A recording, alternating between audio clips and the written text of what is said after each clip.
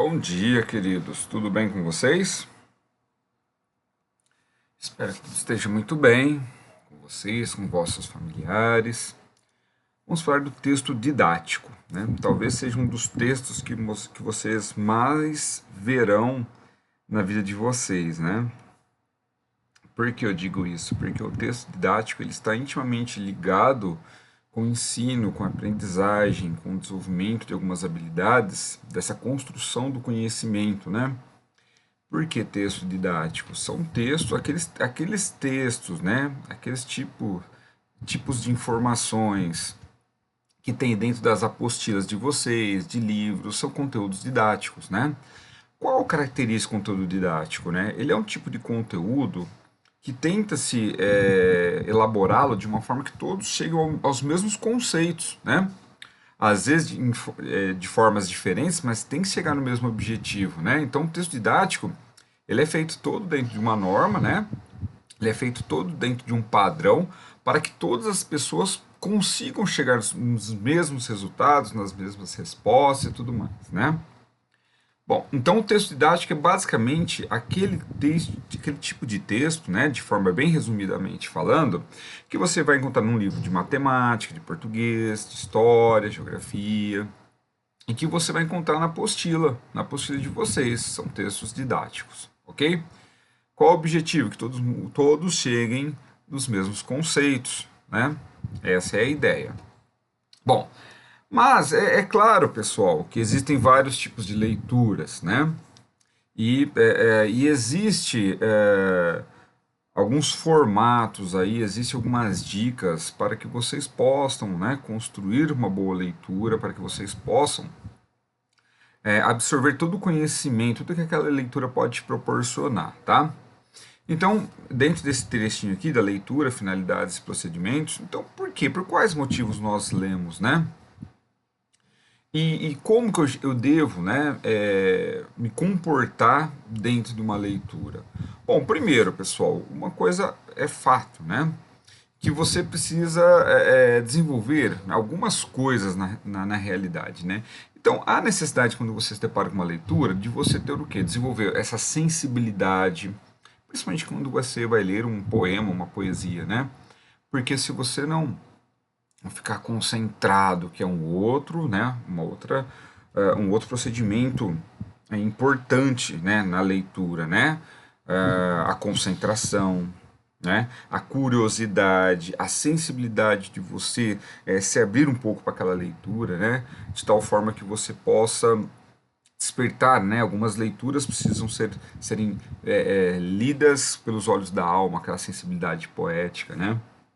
Então, há necessidade de você dominar, né, a língua escrita, no caso, se for portuguesa, se for inglesa, né, você tem que dominar inglês e tudo mais. E você entender um pouquinho do gênero, né? Então, quando você vai ler um poema, você tem que ter uma noção do que é uma estrutura de um poema, se é uma dissertação, tem que ter noção que é uma dissertação, a estrutura da dissertação, a estrutura de uma narrativa, então você tem que ter mais ou menos uma noção, né? Bom, é lógico, pessoal, cada tipo de leitura, a leitura ela vai exigir mais ou menos de você, né? Então toda leitura ela é importante, diga-se de passagem. Mas é claro, quando você está num consultório médico, odontológico, você pega lá e começa a ler uma revista que está ali, é lógico que você talvez não vai prestar tanto atenção em detalhes, tal, porque é uma leitura leve, solta, que você não tem um objetivo muito claro quando está fazendo a leitura, ela é mais informativa, né?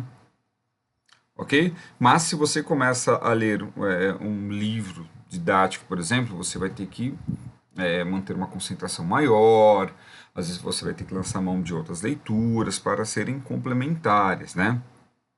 E várias situações assim, você vai ler um poema, você não pode ler uma vez só, né? Então, assim, vou ler uma bula de remédio, vai precisar de outros conhecimentos para essa bula. Vai fazer um bolo, você não pode ler de qualquer jeito, ela tem um padrão ali a se seguir, né? Uma sequência e tudo mais, né, pessoal? Aí, pessoal, a finalidade é o principal fator determinante do modo de ler, né? Então, eu vou ler para quê? É uma leitura para me distrair, né? Não, eu vou ler um livro que tem que desvendar uma trama, um mistério, apenas para obter informações, né? Não, uma leitura específica, então preciso ter uma concentração, um texto técnico, por exemplo. Então, assim, o que a gente fala, dependendo do tipo de leitura e a situação, você vai ter que ter maior ou menor atenção, concentração e tudo mais, né? Vou dar um exemplo para vocês. Vocês, eu acho que a maioria gosta de assistir séries e filmes. Tem séries que você pode deixar ligada a televisão e ela não demanda muita concentração, porque é uma série muito simples, ela não é muito complexa. Você pode só escutar, às vezes uma série de comédia, né, que não é tão complexa, então você pode ficar mexendo no celular, fazendo outras coisas e escutando aquela série. Agora, tem algumas séries que demandam uma atenção tão grande que se você perder um detalhe, você vai ficar perdido para interpretar a série, né? A leitura, ela não é diferente disso.